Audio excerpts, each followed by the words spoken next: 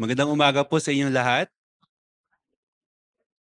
Praise the Lord po at, sa pagkakataon ulit na makasama kayo. Hindi naman po siguro sa huling pagkakataon pero sa medyo matagal-tagal ulit tayo magkikita siguro. By June 30 nga kagaya po ng sabi ni Brother Rainier ay lilipad na po ako papuntang, Cagayan de Oro. Alam ko po may utang ako sa inyo. Kaya, kasi natapos tayo nung huli kong punta dito sa Jonah chapter 2. So, tatapusin po natin ang buong book ng Jonah sa maghapon ito, 'no. So, ang preaching ko po ay sa Jonah 3, tapos sa Bible study natin mamaya tatapusin natin ang Jonah chapter 4. So, I pray that the Lord would, minister po sa ating lahat sa pag-aaral po natin. Magsimula po tayo sa pananalangin.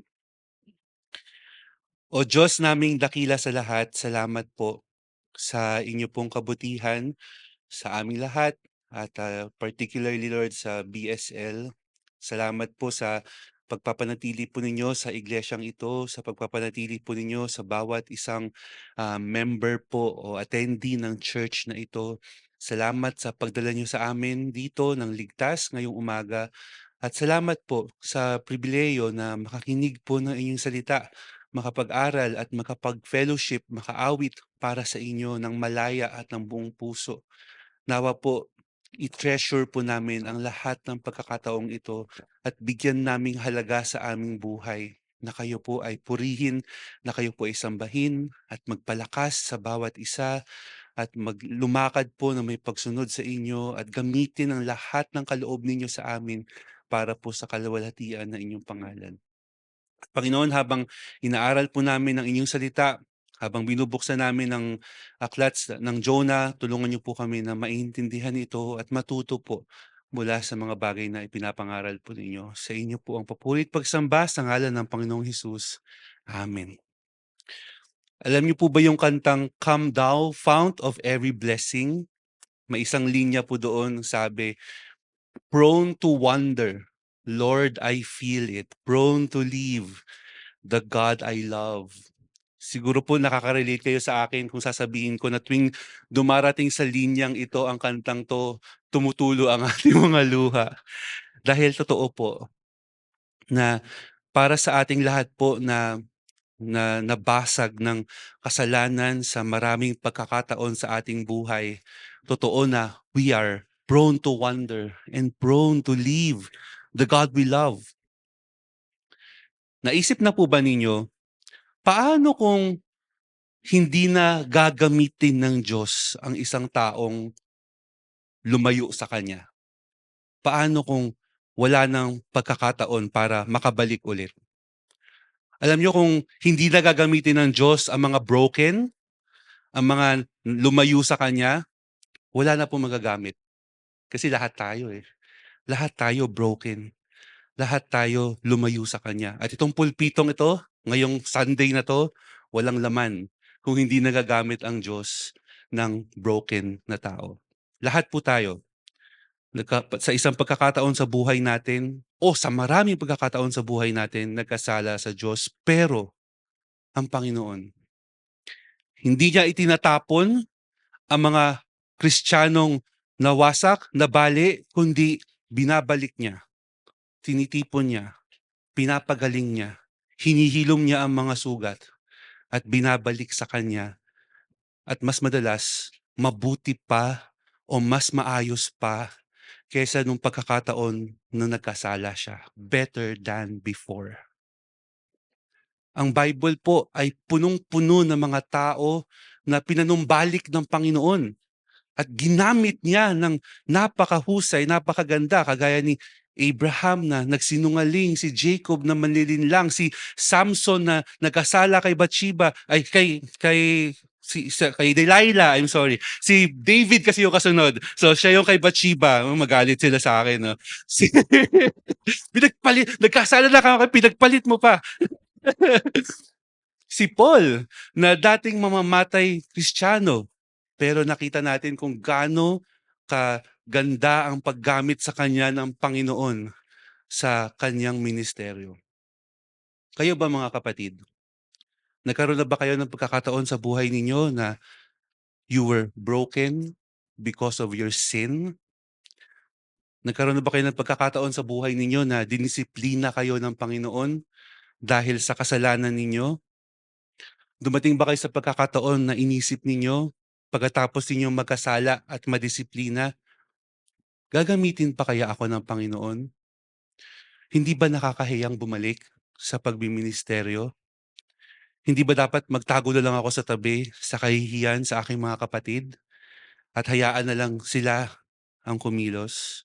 Ano ang puso ng Panginoon para sa isang anak niya na galing sa pagkakasala at bumalik sa kanya?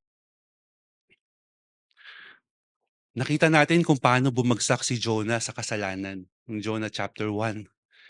Nakita natin paano siya lumayo sa Panginoon. Nakita natin kung paano niya sinuway ang Panginoon mula sa utos niya na pumunta sa Nineveh. Nakita natin na nilapastangan niya ang utos ng Panginoon, tumakbo siya kung gaano niya kalayo kayang tumakbo mula sa presensya ng Panginoon. Nakita natin kung gaano yung kabigat yung ginawa niya. He went at great lengths para suwayin ng Panginoon. Pumunta sa Joppa, nagbayad ng isang buong barko para makapunta sa Tarshish, sa pinakamalayong lugar nung panahon nila. Pero nakita natin kung paano din hinabol ng Panginoon si Jonah. Diba? Nagpadala siya ng bagyo na muntik nang sirain, muntik na mawasak yung barko. At yung mga mariners, yung mga sailors, nagpanik para sa buhay nila. Pero si Jonah, nung pagkakataon na yon, habang nagpapanik yung mga mariners, habang muntik na silang mamatay, si Jonah, matigas pa rin ang puso. At nanatiling nagre-rebelde sa Panginoon. At sa bawat hakbang na ginawa niya sa chapter 1, pinakita sa atin kung gaano tumigas ng tumigas ang puso niya at kung gaano kataas yung kanyang pride. But the higher our pride, the greater our fall. At ganun nga ang nangyari kay Jonah. Tinapon siya sa dagat. Kung gusto mong mamatay, Jonah, ito, subukan mong malunod sa dagat. At habang siya ay lumulubog sa ilalim ng dagat, nakita natin sa chapter 2, nag-sink in kay Jonah ang reality, ang katotohanan na mamamatay siya. Kung walang magliligtas sa kanya sa ilalim ng dagat dahil sa kasalanan niya, malulunod siya. Na-realize niya kung gaano siya kaliit sa harap ng Panginoon. Na-realize niya gaano siya kaliit maging sa nilikha ng Diyos na dagat. At kailangan niyang tumakbo, humingi ng tulong sa Panginoon. At nakita natin kung paano kahit na siya ay naging rebelde, sumagot ang Panginoon. Pinakinggan siya ng Panginoon. At kahit na sa kailalim-ilaliman siya ng dagat at ng kanyang kasalanan na parang mukha ng imposibleng maligtas siya, sino ba makakaisip na pwede palang isang malaking isda ang lumunok sa isang tao para maligtas mula sa pagkalunod? Panginoon lang ang pwedeng gumawa nun. At sa maraming pagkakataon sa buhay natin, marami din mga pagkakataon na parang imposible na tayong maligtas mula sa mga kalagayan na idinala ng Diyos sa atin. O mukhang imposible nang makawala tayo sa kadena ng kasalanan na pinag-struggle, yung sobrang struggle natin. Pero ang Diyos, kaya niya tayong iligtas. At umiyak nga o sinigaw nga ni Jonah dun sa kahuli-hulihang bahagi ng Jonah chapter 2, salvation is from the Lord. Niligtas ng Panginoon si Jonah. Binali niya muna yung pride. Pinaranas niya muna ng muntik ng mamatay, pero niligtas niya. Sinugatan niya, pero siya rin ang nagpagamot sa sugat o gumamot sa sugat ni Jonah. Alam po ninyo, kahit na si Jonah ay hindi direktang nangangaral sa mga Israelita, kasi pinapuna siya ng Panginoon sa Ninevites, di ba? Pero itong aklat ng propesiyang ito, ng Book of Jonah, ay isinulat para sa mga Israelita. Di ba kayo nagtataka doon? Bakit kasama to sa books of the Bible, Nineveh ang pinuntahan ni Jonah. Ginamit ito ng Panginoon para i-rebuke ang mga Israelita. Para ipakita sa kanila na kagaya sila ni Jonah. Na sila ay imbis na gawin ang panawagan ng Panginoon na maging ilaw sa buong mundo para makita ng mga bayan sa paligid kung paano ang buhay na merong Diyos, ginaya nila yung mga bayan sa paligid nila. Sinamba nila yung mga bayan, mga Diyos-Diyosa ng bayan sa paligid nila, imbis na sambahin nila ang Diyos. In fact, dumating ang pagkakataon na hindi mo na sila madi-differentiate mula sa mga bayan sa paligid. Kung yung mga bayan sa paligid, inaalay yung mga anak nila sa mga Diyos-Diyosan, ginagawa na rin nila yun. At kagaya rin ni Jonah, ang Panginoon, He pursued Israel countless times. Paulit-ulit.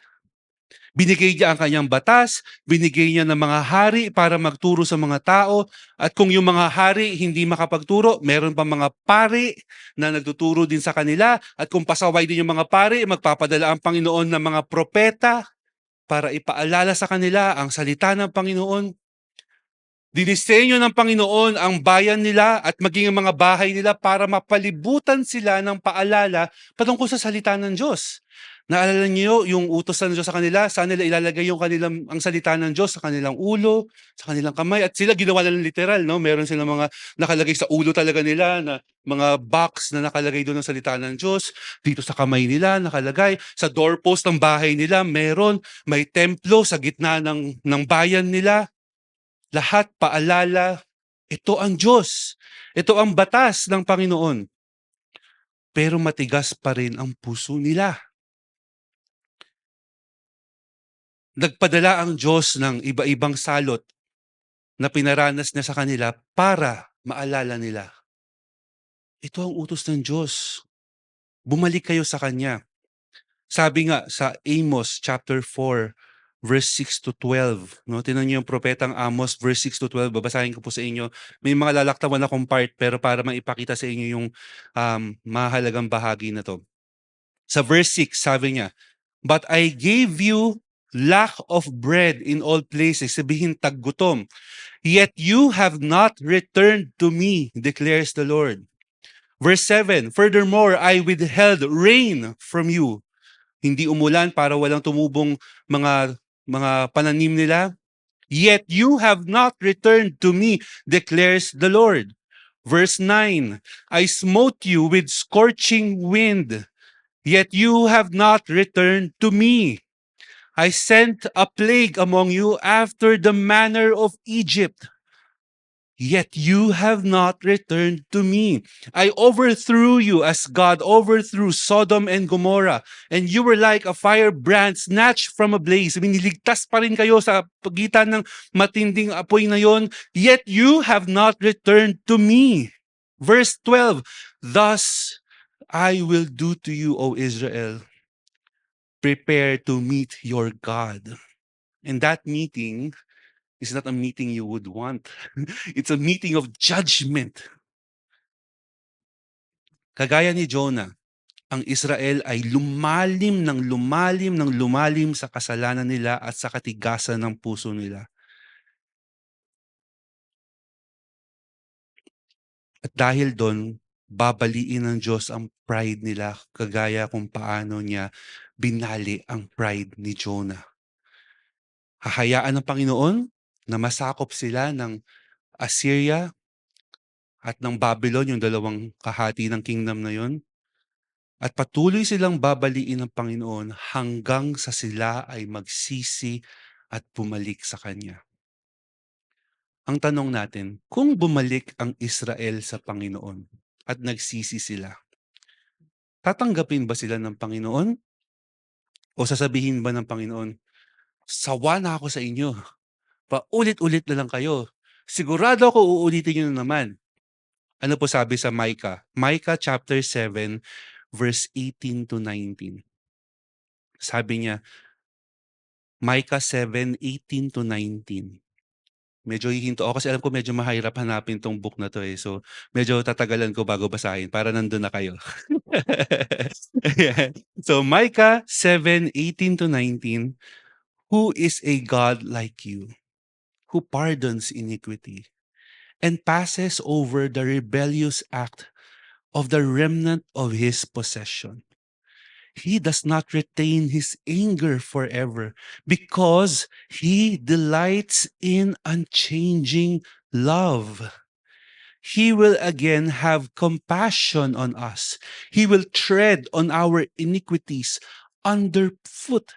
Yes, you will cast all their sins into the depths of the sea." Nagpapatawad ang Panginoon. Kahit pa gaano siya nilapastangan ng mga tao niya, dahil sa biyaya niya, kung babalik sila sa Panginoon, papatawarin sila, mamahalin sila. Sabi nga sa Zechariah, inaaral ko yung Zechariah nitong linggo na 'to, mamahalin sila ng Panginoon as if God never rejected them. Sabihin, kakalimutan, itatapon ng Panginoon lahat ng ginawa nila. Pero ang tanong, matapos silang patawarin, matapos silang mahalin, gagamitin pa rin ba sila ng Panginoon as He intended to do so? Will God restore them as light to represent Him? In the book of Jonah, we will see how God restores His people, kagaya ng ginawa niya kay Jonah.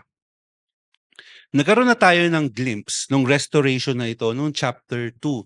Nakita natin kung paano ni-restore ng Panginoon ang puso ni Jonah. God restored his loyalty, his worship, his devotion. Pero sa Jonah chapter 3, makikita natin kung paano i-restore ng Panginoon si Jonah sa ministry, sa paglilingkod sa Kanya. At sana po sa pag-aaral natin dito matutunan natin that when the Lord restores, He restores in full. Just as He restored Jonah to first receive the word, second, obey the word, third, declare the word, fourth, witness the word, and fifth, please the Lord. 5 bagay makikita natin kung paano siya ni-restore ng Panginoon at ganitong paraan din niya pinapanumbalik ang sino mang mananampalataya na babalik sa Kanya. So una, restored to receive the word. Sabi sa Jonah chapter 3, verse 1 to 2. Verse 1 to 2. Now the word of the Lord came to Jonah the second time, saying, "Arise, go to Nineveh, the great city, and proclaim to it the proclamation which I am going to tell you." Matapos siyang kunin ng Panginoon mula sa dagat, iniluwa siya ng isda. Sabi ng isda, sa wakas, wala na yung taong to sa tiyan ko. Buti hindi ko kasing laki si Jonah. Kawawa naman yung isda. Ano? Okay. But look at how the text started. Tingnan niyo paano siya nagsimula. The word of the Lord came to Jonah. Sounds familiar? Parang narinig niyo na to somewhere in the book. Chapter 1. Di ba? Narinig na natin to. At kung papansinin niyo, pag magbabasa kayo ng prophetic books, nagsisimula lagi sa ganun. Karamihan. Jeremiah, Ezekiel, Hosea, Joel, Obadiah, Micah, Zephaniah, Zechariah, Malakay. Pag tinignan niyo yung simula ng bawat book na yon, it begins with the word of the Lord came to the prophet. At dito may emphasis, the second time. Sabihin, this is Jonah's second chance. And this is God's mercy to him. Alam nyo, di ba pwede naman pumili ang Diyos ng ibang propeta? Na, okay, pasaway ka, sige, diyan ka na lang sa dagat. Tawagin ko na lang si Micah, tawagin ko na lang si Jeremiah, tawagin ko na lang iba. Ang daming pwede. Ang daming pwede magsasabi sa Panginoon, Lord, here I am, send me. Hindi kagaya ni Jonah who said, Lord, here I am, send him. Not me! Ayoko pumunta sa Nineveh. But God chose Jonah. And even if Jonah disobeyed, hinabol siya ng Panginoon. At kahit sa ilalim ng dagat, hinabol siya ng Panginoon para ibalik siya. At ngayon, pinanumbalik siya para mangaral. At siguro kung tayo si Jonah, darating ang salita ng Panginoon second time sa atin, na-realize na natin yung grabe na kasalanan natin. Pwede natin isipin, Lord, karapat dapat pa ba akong mangaral ng salita mo? Karapat dapat pa ba akong magamit para mangaral patungkol sa judgment ng sin sa isang bayan? Eh ako mismo makasalanan? Sa Book of Zechariah, si Joshua the high priest, makikita niyo sa chapter 3, ina-accuse siya ni Satan sa harapan ng Panginoon. Sabi niya, makasalanan yan. Bakit mo gagamitin yan para maging pare? Si Joshua, the high priest, nakatayo lang, hindi siya makapagsalita. Pinakita yung vision sa Jonah chapter 3, madumi yung damit niya kasi guilty siya.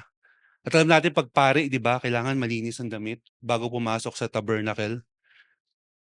Ina-accuse ni Satan, hindi yan karapat-dapat, makasalanan yan. Huwag mong gamitin yan. Yun ang sinasabi ni Satan. Pero anong sabi ng Panginoon? The Lord rebuke you. Iniligtas ko na yan. Nilinis ko na yan. At makita mo sa Zechariah 3, kinuha ng Panginoon yung maruming damit ni Joshua, pinalitan niya ng bagong damit. Nilinis niya. Nilinis niya si Joshua para makapaglingkod siya sa templo ng Panginoon. Sa ganon din paraan, Jonah was not made worthy as a prophet dahil sa sarili niyang katwiran, but only because of the mercy of God. And the same is true for us. When the Lord restores us to the ministry of His Word, it's not because we're worthy. Rather, it's because of the cleansing work of the Lord Jesus Christ that restores us to Himself. It is the cleansing work of the Holy Spirit that frees us from the guilt of our sinful past so that we could be used again for the glory of the kingdom of God. I'm sure marami po sa inyo nakaranas na nito, na matapos magkasala, matapos maltunaw sa kahihiyan dahil sa nagawa nating kasalanan sa Panginoon, pero sa habag ng Panginoon, pinanumbalik niya tayo para makapangaral ulit. Hindi lang niya binalik si Jonah para matanggap ang salita ng Diyos. Number 2, the Lord restored Jonah to obey the word. Chapter 3, verse 3. So Jonah arose and went to Nineveh according to the word of the Lord. Siguro nung pag unang beses itong babasahin, para kang nag-anticipate, no? So Jonah, anong gagawin mo? Ngayon na second chance mo na. So kung babasahin, kung tatakpan mo yung mga salita ano habang binabasa mo, so Jonah arose. Hindi mo pa alam yung sunod. Tatakbo kaya siya ulit? Jopa kaya ulit? Tarshish kaya ulit? Sabi doon, and Jonah arose and went to Nineveh. Pupunta na siya sa lugar kung saan siya pinapapunta ng Panginoon. This is the new Jonah. A renewed Jonah. Bakit? Ang nagbago dito, hindi yung circumstances. Kasi sa Nineveh pa rin siya pupunta. Yun pa rin yung mga tao na kinaiinisan niya. Yung mga taong kinakatakutan niya, yung mga taong umaatake sa kanila, yung mga tao na napaka-violente, yung mga tao na makasalanan. Pupunta pa rin siya para mangaral ng paghukom. Hindi naman binago ng Panginoon ang mensahe. Para sa mga tao na pwedeng masaktan siya. Pero nagbago ang puso ni Jonah. Nagbago ang pananaw niya sa Panginoon at ngayon siya ay susunod na sa Panginoon. He recognized the authority of God.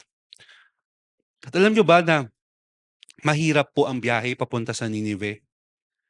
Yung Nineveh po ay 500 miles east of Israel at aabot ng 1 buwan para makapunta siya doon. So babiyahe siya at wala pang eroplano do'n. Ako nga parang layong-layo na ako sa Cagayan de Oro 'no, 1.5 hours lang naman 'yun. Lilipad ka lang ng eroplano, ito 1 month na babiyahe. Pero nakita niyo yung tenacity niya, sabihin yung talagang gusto na niyang sumunod. Kasi kahit gaano kalayo ito, 1 month ito, tuloy-tuloy dumating siya sa Nineveh. Repentance restores usefulness as God forgives and enables His servant. Yung dating ayaw niyang gawin, after repentance, now, Lord, I am going to Nineveh no matter how hard it is and no matter what the people may do to me there. At tingnan niyo yung obedience ni Jonah dinescribe dito sa text as according to the word of the Lord. Hindi na yung gusto ni Jonah ang nangingibabaw kagaya na sa Jonah chapter 1. Susunod na siya sa Panginoon. This is a genuine and heartfelt submission to the Lord. Honoring not only the command, but the Lord who gave the command. So nakita natin yung repentance dito is not merely saying words of repentance. It's not merely a feeling of regret, but rather a repentance that leads to obedience. A repentance made evident by the fruit of obedience. And that is also what God requires of us. Sa ating pagsisisi, at sa papanumbalik ng Panginoon sa atin, sa pagpapatawad niya sa mga kasalanan natin, ang panawagan ng Panginoon sa atin, go and sin no more. Sa Malakay, yung mga tao after i-restore ng Panginoon, ibalik sa kanila lahat ng meron sila. Nag-aalay sila sa Panginoon, pero yung inaalay nila, di ba utos ng Panginoon yung pinakamagandang mga tupa? Inaalay nila yung bulag, inaalay nila yung may sakit. Nagrereklamo sila, ang hirap naman ng trabaho to. Araw-araw, puro tupa ang kinakain namin. Hindi, joke lang. Araw-araw, sunog kami ng sunog ng tupa. Yung mga pare, nagrereklamo. Ang sabi ng Panginoon, anong silbi ng ginagawa ninyo araw-araw? Ng mga yan, pero ang puso ninyo malayo sa akin. Sabi ng Panginoon sa Malakay 1:10, isara nyo na lang yung templo. Kesa ginagawa nyo yung pag-aalay ng wala sa puso ninyo, I am not pleased with you, sabi ng Panginoon. At hindi ko tatanggapin ang mga offering ninyo. Mga kapatid, when the Lord restores us, He restores us so that we would obey, and He restores us so that we would be able to obey. True repentance will bear fruit of obedience. At hindi dahil lang sa takot tayo sa consequence na ng sin, but rather we are afraid to offend our Lord, whom we now love, from whom we experienced grace and mercy. The self-honoring heart is now transformed to a God-honoring heart. And what we fear the most now is the breaking of that intimacy with God if we so ever fall into sin again. We will struggle our sinful flesh while we're here. Sabi nga nila, east of Eden, sabihin sa mundong ito na hindi pa yung eternal kingdom, patuloy tayong mag-struggle sa kasalanan natin. Pero sa mga nakaranas na ng kabutihan ng Panginoon, alam natin, nothing in this world will ever compare to the joy of salvation God has given us at ibabalik tayo ng ibabalik sa Panginoon. Not only was Jonah restored to receive the word, Not only was he restored to obey the word, now God restores Jonah to declare the word, to preach the word. Verse 3 to verse 4. Now Nineveh was an exceedingly great city, a 3 days walk. Then Jonah began to go through the city 1 day's walk, and he cried out and said, Yet 40 days and Nineveh will be overthrown. Nakita niyo yung description dito sa Nineveh, anong klaseng city siya? Sabi, it is an exceedingly great city. Dalawa yung pwedeng ibig sabihin nun. Una, exceedingly great, ibig sabihin sa Hebrew literally God-sized. Sabihin malaki. Malaki tong city na to, 3 days walk. Sabi ng isang historian, si Herodotus, ang isang day's walk ay equivalent to 20 miles. Para sa normal na tao, siguro ako less than 20 miles. Ang Nineveh ay, kung 3 days walk, times 20 miles, 60 miles. Alam niyo kung gaano ma-compare natin sa city, sa isang city sa Pilipinas, ang 60 miles. Quezon City, the entire Quezon City is 66 miles. So just a 6-mile difference. So kasing laki ng Quezon City ang buong Nineveh. Pangalawa, ang ibig sabihin ng great city is, sabi ni John MacArthur, this is a great city to God. This is an important city to God. And you would ask, talaga, Lord, Nineveh, Gentile nation, kaaway yung mga tao dito ng Israel, yet this is an important city to you? This shows the broadness of God's love and God's salvation. Hindi lang para sa Israel ang kaligtasan. Yes, sa pamamagitan nila darating ang tagapagligtas, pero ang kaligtasan ay para sa napakalawak na mundo na ito na nilikha ng Panginoon. God showed mercy to the people of Nineveh by sending Jonah to them. And these acts prove that even the worst pagans, the worst sinners, are not beyond the mercy of God. And it is also a wonder how God uses undeserving people like Jonah, like us, to declare his message. Yet we know the message of the gospel shines not because of the preacher, it shines because of the Lord, who is the source of the word, and because of the lives of those messengers that God has transformed. Yung katotohanan ng ebanghelyong pinapangaral natin, pinagliliwanag ng Diyos, hindi lang dahil sa napakagandang mensahe na ito, kundi yung mga ngaral mismo naranasan niya kung paano siya binago ng Panginoon. At dapat kitang-kita yon ng mga tao sa paligid natin. So, sa kanyang bagong puso, sumigaw si Jonah, he prophesied. Sa una niyang pangangaral, sabi niya, Yet 40 days Nineveh will be overthrown. Ipinahayag niya yung parating na paghuhukom ng Diyos sa bayang ito. At pansinin niyo, this judgment is sure. Certain. Bakit? May number of days. The number of days gives them parang may may timer, no? 40 days. Mawawasak sila. And when they say overthrown, it means total upheaval. Sabihin, para silang finlip upside down tapos inismash sa ground.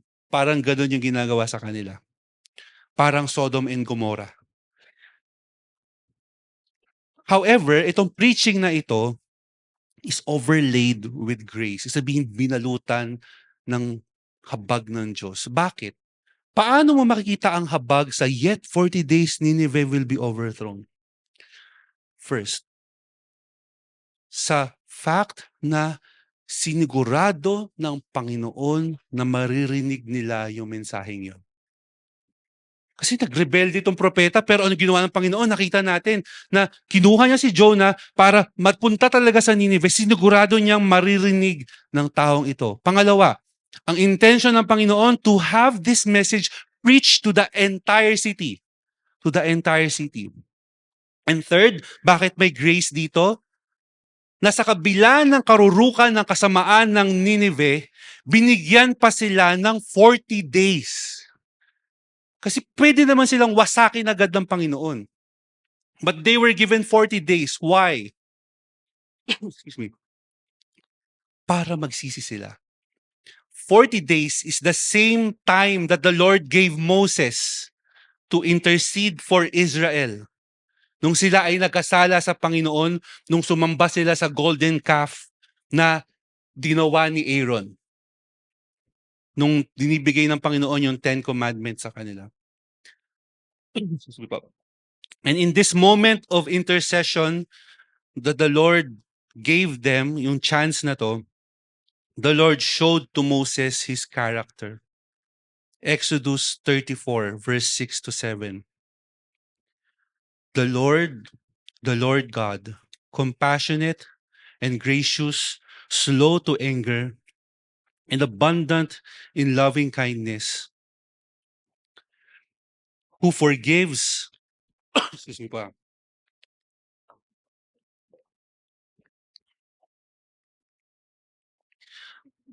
verse 7, who keeps loving kindness for thousands, who forgives iniquity, transgression, and sin, yet he will by no means leave the guilty unpunished, visiting the iniquity of the fathers on the children and on the grandchildren to the third and fourth generation.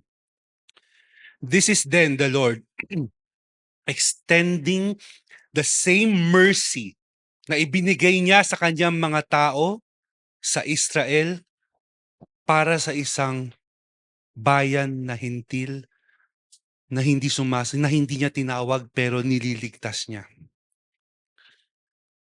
Bakit? Bakit ganito? Bakit ganito ang Panginoon? Bakit ganito ang kalawak ang kanyang pag-ibig? Parang yung isinigaw ni Paul sa Romans 11, sabi niya, for just as you were once disobedient, Romans 11:30 to 33, but now have been shown mercy because of their disobedience. Oh, the depth of the riches, both of the wisdom and knowledge of God. How unsearchable are his judgments and unfathomable his ways. Dahil po dito, tayo na nakaranas ng biyaya at ng pag-ibig at ng kapatawaran ng Panginoon, we ought to be mouthpieces of the glory and mercy of God. Dapat ipangaral din po natin ito. We must be like Jonah. Imagine niyo, meron tayong lesson na natutunan mismo kay Jonah na willing to endure hardship of the missionary journey. After niya kasing mag-repent, di ba, pumunta siya. He went through the danger of discomfort para sundin ng Panginoon, para ipangaral ito. If there is any strength for us to continue our mission, alam ko po, you have your own ministries, outreach ministries. Nakikita ko po pag nandito ako, you go to different places para mangaral sa mga tao.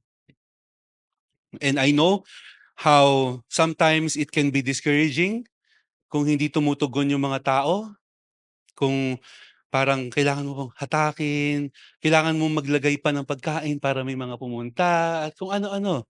No, alam ko sometimes, yun lang ba talaga yung habol nila? Pero magpatuloy po tayo. Because the Lord can do wonders. The Lord, if He saves even just one of those people na pinapangaralan po ninyo, that's all worth it. And even if wala siyang iligtas doon, and you just sweat out, punta kayo doon, nangangaral kayo, tapos walang naligtas, it's worth it. Why? The Lord is transforming you through it. He's teaching you. He's raising you up. He's equipping you. He's strengthening you for kung saan niya kayo dadalhin pa ulit. So whatever the Lord has opened before you, your neighborhood, the places you have, keep going. Keep doing it. Regardless of your weakness, regardless of your past, regardless of your sins that you have already repented from, because the Lord has already restored you. The Lord has already brought you back so that you can declare the word of God. None of your work for the kingdom of God is in vain. Minsan sa mga workers dito sa church, even inside the church, sometimes the work can get frustrating. Sometimes it can get discouraging na konti ang nag-volunteer for the ministries. But press on. Press on. Because the Lord is able to strengthen, the Lord is able to encourage, and it is the Lord who makes the fruit bear in our ministry. And this is what Jonah saw in the next part of the chapter. He was restored by God to witness the word, meaning the work of the word of God. Nung nag-preach si Jonah, 1/3 way pa lang siya. Sabihin, 1 day's walk pa lang siya nakakapangaral. First day pa lang, pero ano yung response ng mga tao? The people of Nineveh believed in God. In that one-line preaching, Nineveh believed. I want you to remember, Assyria or Nineveh is the most powerful empire during that time. Naalala ninyo kung paano, nung time na si Moses, sinabi niya sa Pharaoh nung Egypt na palayain yung mga tao. Anong sabi ni Pharaoh sa Exodus 5:2? Who is this God that I should obey his voice to let Israel go? I don't know the Lord, sabi ni Pharaoh. Kung kaya ng isang hari patigasin ang puso niya ng ganon, it only means that the belief of Nineveh is nothing short of a miracle that God has done so that they would respond. At yung response nila, napakabilis, naunahan pa si Jonah. Ibig sabihin, nasa 1 day pa lang siya ng pangangaral niya, yung message niya nag-spread sa buong city na parang apoy, and all of them believed. And the word believed here is the same Hebrew word used for Abraham in Genesis 15:6 when he believed in God. And therefore, we can say, it is safe to say that this generation of Ninevites indeed came to genuine faith to God, which is followed up, sinundan ng kanilang repentance. And again, nothing short of a miracle from our Lord who is able to give life even to dry bones. In fact, alam po ninyo, this is one of the biggest revival in history with an estimate of 600,000 people who turned to the Lord in 1 day's preaching, in a one-line preaching. This emphasizes the power of God to save. Regardless of the preacher, regardless of who the people they are preaching to at. So verse 5 ng chapter 3, we see this miraculous faith. The people of Nineveh believed in God and they called a fast and put on sackcloth from the greatest to the least of them. On account of a message brought by Jonah, nag-fasting sila. Ayaw nilang kumain. Bakit? Hindi lang sa naging intermittent fasting sila for diet. Hindi. They refused to eat because of the urgency of their situation. Wala tayong oras kumain kasi kailangan natin magsisi ngayon na at kung gaano kahaba natin kailangan ipakita yung pagsisisi natin para marinig tayo ng Panginoon, kailangan natin gawin yon. Yun yung ibig nilang sabihin. And then, sabi dito, nagsuot sila ng sackcloth. Meron pa ba ngayon nun, yung sackcloth na Makati? Kasi meron yung nakikita kong balot ng mga harina ngayon, hindi Makati, Katsae, 'di ba? Pero yung Makati, yun yung sinasabi dito sackcloth, sinusuot nila intentionally para maramdaman nila yung discomfort. And this is an expression of their deep distress and sorrow. Sa pagsuot nila ng sackcloth, ini-express nila yung kanilang pagluluksa sa kasalanan na ginawa nila sa Panginoon at pinapakita nila yung pagsisisi nila. At tingnan niyo sabi sa text, this is not done only by a few people. It's done by all, from the greatest to the least of them.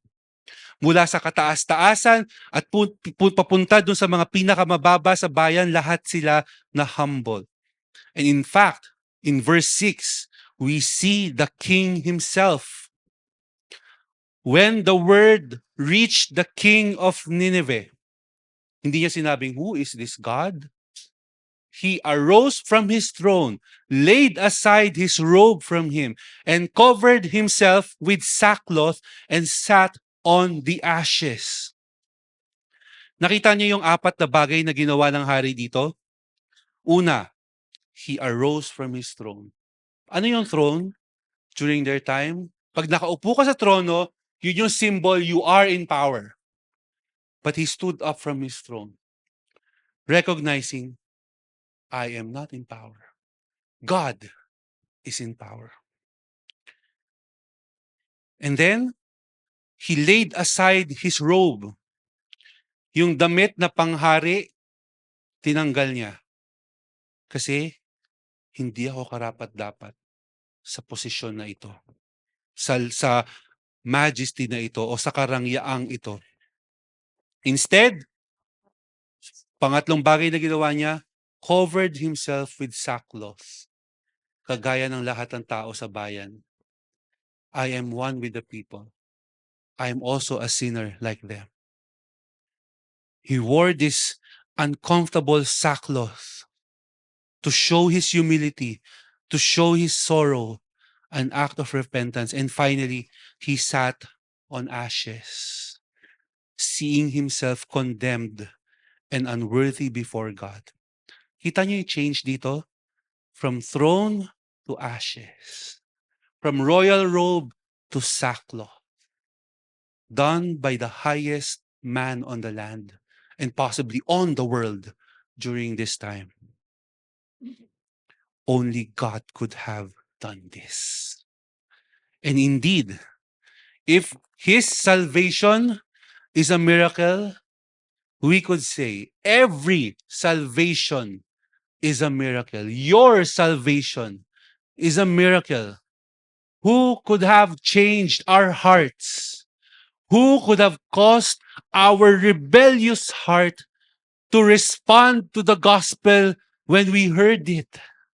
Only God. Only God. And we praise God for this. We thank God for this. Nung baguhin niya yung mga puso natin na para mga bato, para magkaroon ng isang puso na kayang tumugon sa Diyos, na makita ang kalagayan natin at tayo ay lumapit sa Diyos. Salamat sa Panginoon. Salamat sa Kanya. Hindi nagtapos doon ang hari. Hindi lang enough na na-express siya ng sorrow niya at ang repentance niya. Anong ginawa niya? Verse 7, verse 8. He issued a proclamation and it said, in Nineveh, by the decree of the king and his nobles, napansin niyo, pati yung mga kasama niyang officers, hindi lang yung hari, do not let man, beast, herd, or flock taste a thing. Do not let them eat or drink water, but both man and beast must be covered with sackcloth. And let man call earnestly on God, that each may turn from his wicked way and from the violence which is in his hands. Hindi siya natapos sa pagsisisi sa sarili niya, inutos niya pati sa lahat ng tao. At maging ang utos niya ay hindi lang fasting, hindi lang pagsuot ng sackcloth, kundi merong pagtawag sa Panginoon at meron ding pagtalikod sa dating pamamaraan ng buhay. Imagine niyo to, pinakamalakas na bayan ng panahon na ito, violent. So siguro yung street na yung city na to busy sobra sa dami ng activities na nangyayari dito, may mga merchants, siguro may mga tino-torture sila, nagsisigawan. Nung dumating yung mensahe ni Jonah, isang linya, tumigil lahat. Yung hari na busy sa pagpapatakbo ng kaharian, tumigil para magsisi sa kasalanan. At yung buong bayan parang tumahimik bigla. Tumigil ang pagtakbo ng mga kabayo, tumigil yung mga espada sa paghiwa o sa pakikipag-away. At yung mga sigaw siguro ng mga biktima nila na tinotorture nila, napalitan ng sigaw ng mga taong mismong nagtotorture. Kasi sabi ng hari, sumigaw kayo sa Panginoon para tayo ay patawarin niya. Para tayo ay i-spare niya mula sa kanyang pagpaparusa sa atin. At ginawa nila yon bilang isang buong bayan. Nakita din natin yung humility ng hari sa verse 19 na nyo. Who knows? God may turn and relent and withdraw His burning anger so that we will not perish. Dito sa pagsabi niya na ito, He's expressing, we deserve this judgment that's coming. And when they express their sorrow and repentance, ang sabi niya, who knows, God may turn. Anong ibig sabihin ng who knows? They're not presuming on God. They don't see themselves as deserving of it. They see themselves under the hand of God. Siya ang may desisyon. Papatawarin ba niya tayo o hindi? Pero magsisi tayo. Who knows, He may have mercy on us and turn away from this anger. This is a miracle because in this short time, the Ninevites displayed the first four of the Beatitudes. They were poor in spirit, recognizing they could not save themselves from the wrath of God, and they had nothing to offer. One of the things that they could have done, kagaya ng pinapagawa nila sa ibang bayan, kasi yung Nineveh, pag sumasakop sila, yung Assyria, hihingi sila ng mga donation, mga bayad mula sa bayan para hindi ko kayo atakihin. Para, ano lang kayo, dyan lang kayo, bigay ng pera sa amin. Ganun yung ginagawa nila. Pero sila, before God, they did not attempt to, ano bang pwede namin ibigay sa'yo? Ano bang mga kayamanan ng kailangan mo para hindi mo kami atakihin? Hindi nila ginawa yon. They were poor in spirit, recognizing none of these things that we have can save us from the wrath of God. Instead, we need to beg for the mercy of God. And they begged. They were poor in spirit. Second, they mourned over their sins. They fasted, wore sackcloth, sat on ashes, cried to the Lord because of the violence in their land. Number three, they were meek, knowing that the power to save is not theirs, nor did they impose on God to save them, rather asked for His mercy. And fourth, they hungered and thirst for righteousness when they called upon the whole nation to turn away from their evil ways. This is the greatest miracle in this book. Hindi yung big fish. The fish is small compared to the miracle of God's restoration and salvation of these people who were so hardened in their hearts. And praise God, He still does this miracle. Hindi natin kailangan sabihin sa Diyos, Lord, ba't hindi ka na nagpapadala ng big fish? Hindi natin kailangan hanapin yun. Ang kailangan natin tingnan araw-araw ay kung paano patuloy na nagliligtas ang Panginoon. Sa lahat ng paraan na pwedeng makita natin, how He uses us broken vessels, to be vessels of His miraculous grace. That He restored us, not only to receive the word, not only to obey the word, not only to declare the word, but also to witness how the word of God works in the lives of people.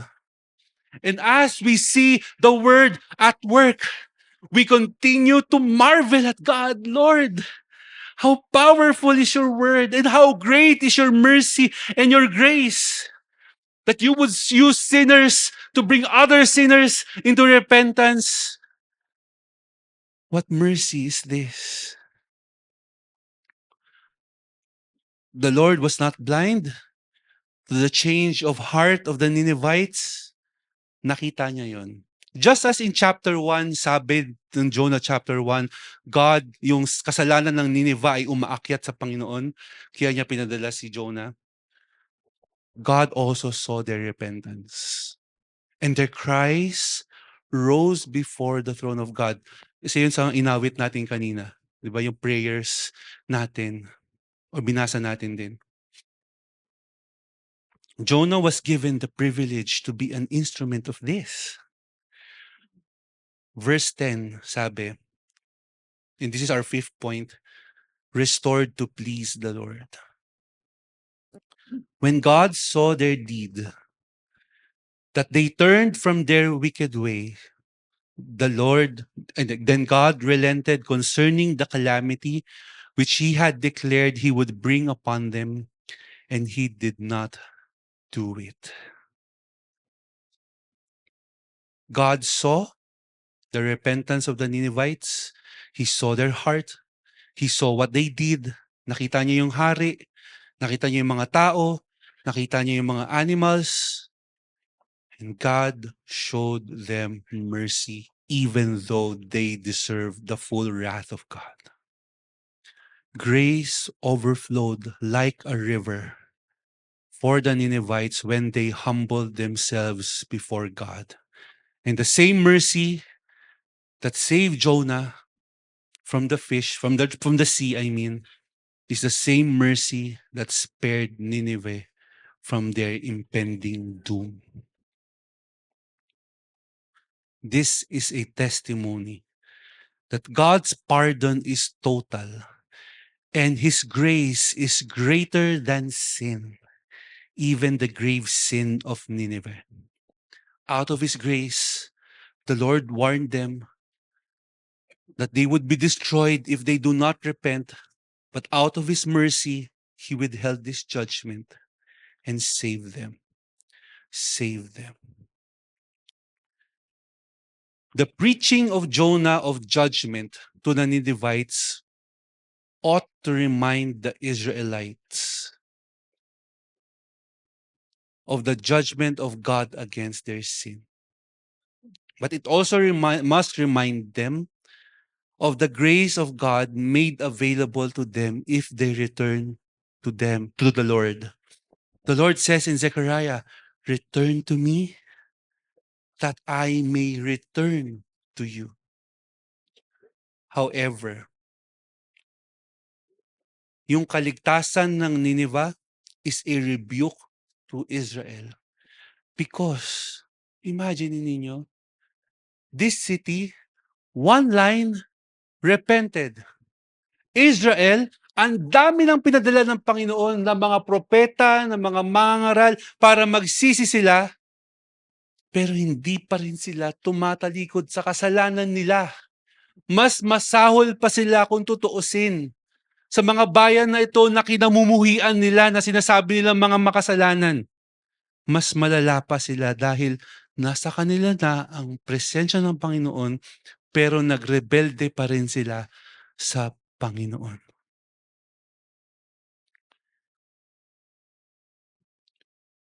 Pero pinapakita ng Diyos sa kanila, sa Israel. Tingnan ninyo, kahit gaano kalala itong Nineveh, niligtas ko sila. Kayo, kahit gaano pa maging kalala ang Israel, pinapangako ko sa inyo, ililigtas ko kayo Makikita niyo yan sa lahat ng message ng mga prophets. Itataguyod ko ang bayan ng Israel. Ibabalik ko ang karangyaan ng Israel. Dadalhin ko ang mga taong nagrebelde pabalik sa bayan ng Panginoon. Bakit? Tanong natin, bakit mo 'to ginagawa, Lord? Dahil sa pag-ibig, dahil sa habag, dahil sa biyaya.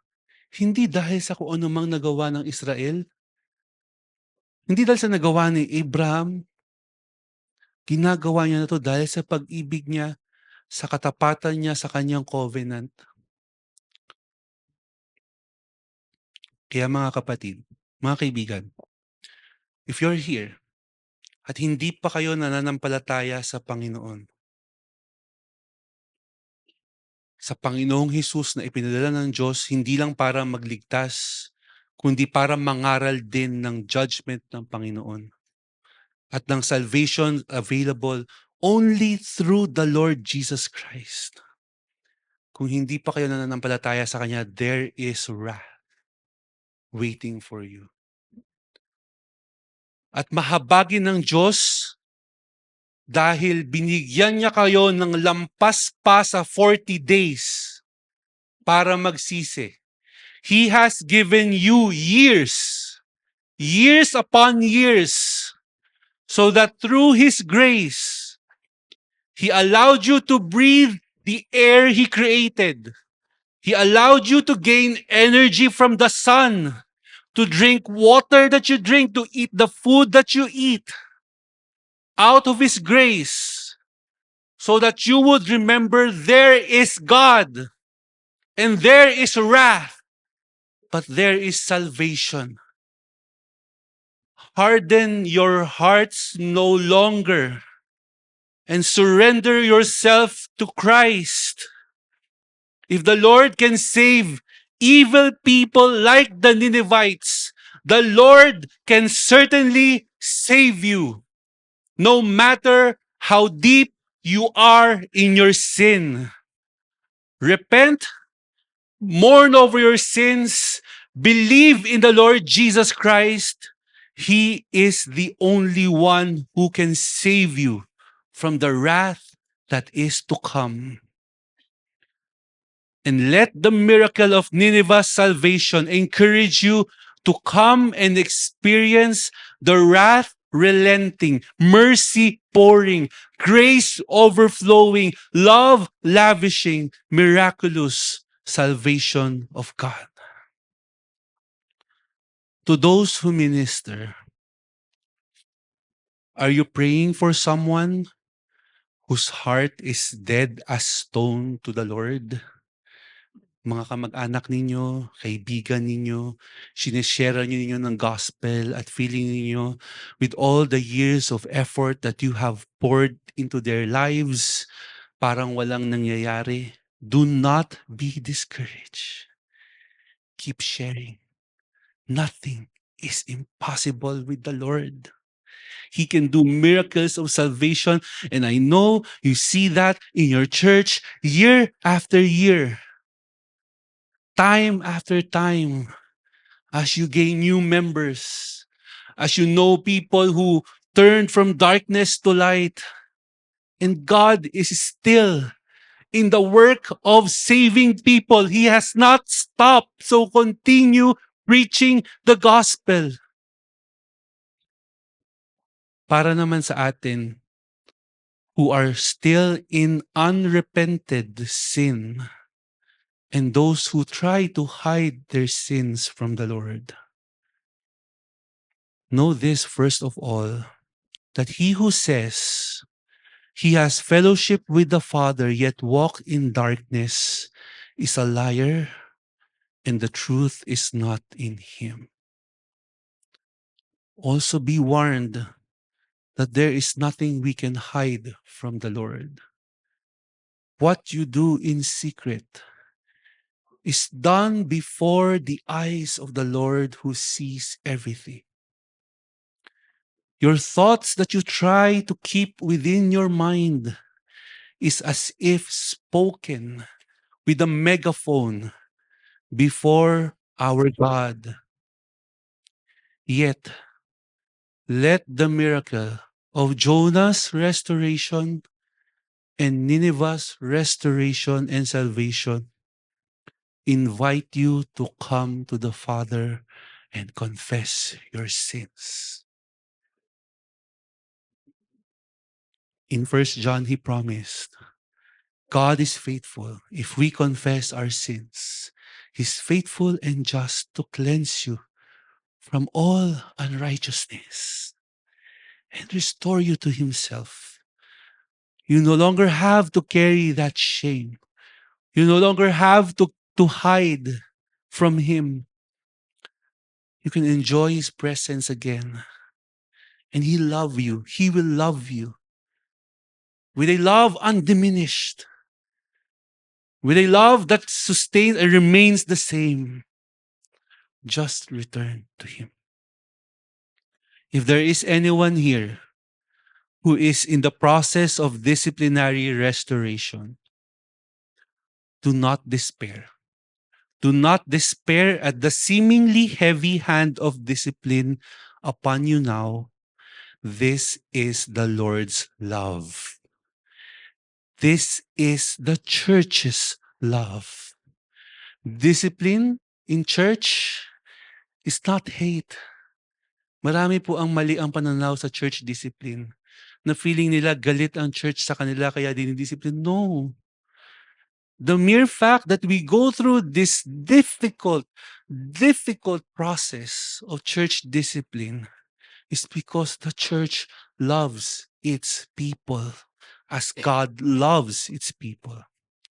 This is the means through which God restores those he loves.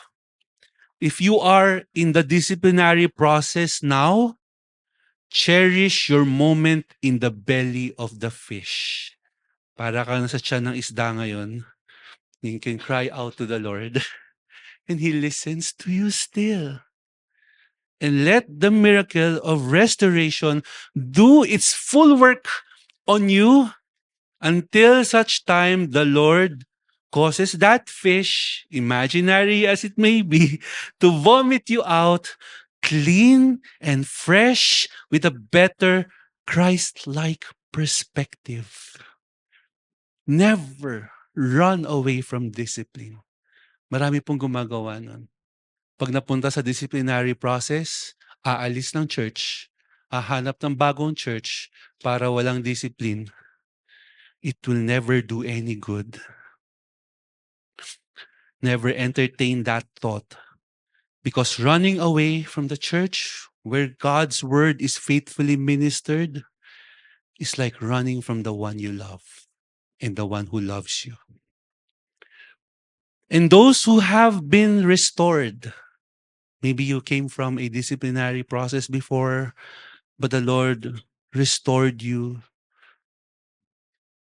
Or if you are now in the process of restoration and you may feel as if, Lord, magagamit mo ba ako sa kingdom, sa ministries when I had to step down? Now, Lord, I'm refreshed, anew. Meron pa ba akong use? Do not fret. Rather, learn from the repentance and restoration of Jonah. God uses the broken. And that even though like him, we may have at time in our life rebelled from God and ran away from him, when we repent with a true heart of repentance and turn away from our evil deeds, the Lord will restore. And you do not have to be ashamed anymore.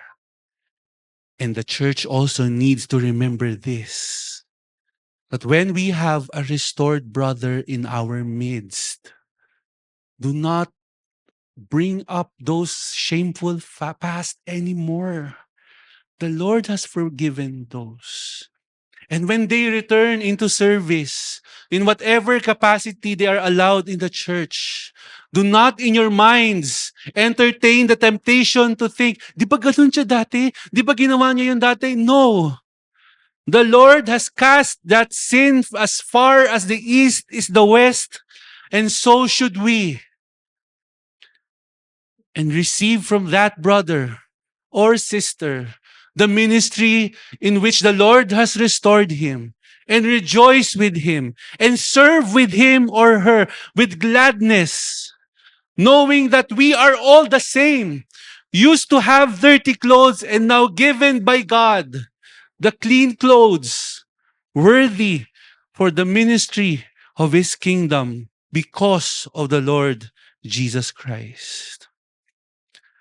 Remember the restoration of Peter, who denied the Lord 3 times, but restored by the Lord 3 times as well. And when you see in the book of Acts how mightily God used Peter in one preaching, 3,000 souls were converted. In his second preaching, 5,000 souls were converted. He who once deserted the Lord Jesus out of fear now stood before thousands, proclaiming the Lord Jesus Christ, and was used mightily. If we are restored from sin, out of discipline, brothers, sisters, you are not left with just crumbs of grace. You are part of the banquet, of the feast, of the grace of God, and rejoice in it with your brothers and sisters who understands it and knows the same. So then, consecrate yourselves unto the Lord, serve Him out of the abundance of His love for you.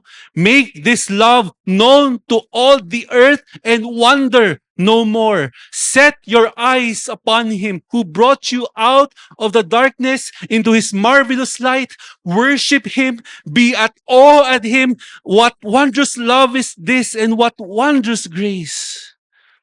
And let your heart burst out in praise for our magnificent, compassionate God, for His great miraculous work of restoration.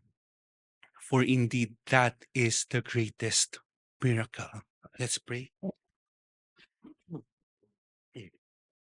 O Lord, to grace how great a debtor daily I am constrained to be. Let thy goodness, like a fetter, bind my wandering heart to thee. Prone to wander, Lord, I feel it. Prone to leave the God I love. Here's my heart. O take and seal it. Seal it for thy courts above.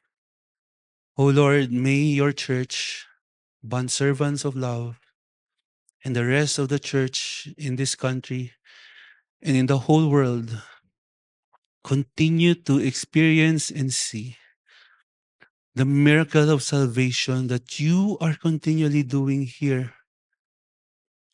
And may we not be in any way discouraged if there were times of us sinning against you, being disciplined, but rather, Lord, we thank you that you restore us to yourself and you restore us into the ministry. Oh, thank you, Lord. To you be all the glory and praise. This is our prayer in Jesus' name. Amen.